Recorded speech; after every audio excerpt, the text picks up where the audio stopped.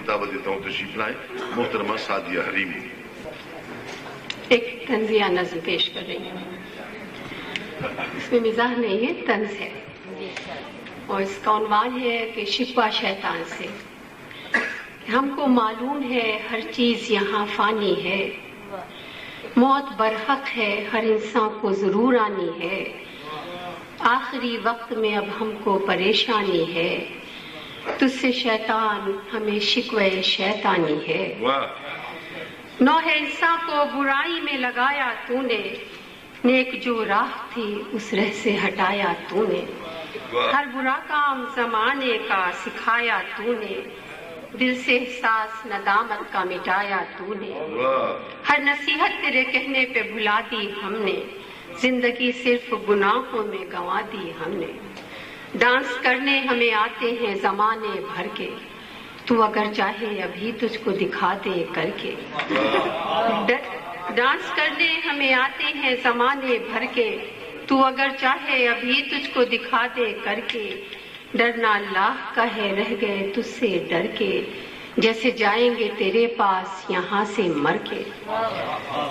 جب بھی چاہا کہ بھلائی کا کوئی کام کریں، نیک آغاز ہو سچائی سے انجام کریں،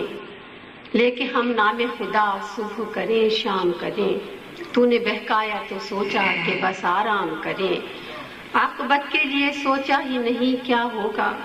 اب خدا جانے برا ہوگا کہ اچھا ہوگا،